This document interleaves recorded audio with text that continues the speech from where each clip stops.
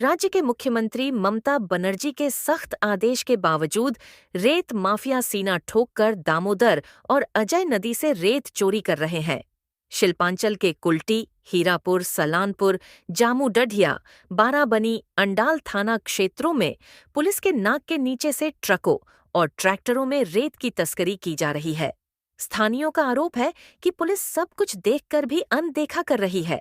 Asansol Durgapur police के एक करीबी सूत्र ने नाम न छापने की शर्त पर बताया कि शिल्पांचल में प्रतिदिन रेत तस्करी से शिल्पांचल में ही रेत की कमी हो गई है और आम आदमी को भी मनमाने कीमतों पर रेत खरीदना पड़ीडीडीएच रहा है।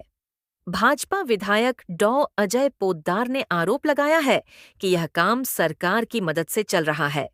सरकार अपने लोगों से बालू, पत्थर, कोयला चोरी करा रही है। ये तो it is state government sponsored. এটা বালি কয়লা পাথর সব তো স্টেট গভর্নমেন্টের স্পন্সার্ড, ওরাই করাচ্ছে, ওদেরই লোক করছে। কাটমানির সরকার সোজাসুজি চোরের রানী নিজে মমতা ব্যানার্জি ওই করাচ্ছে। তার বলার কি আছে? যেখানে সরকার নিজে করাবে তখন পুলিশ কি করবে?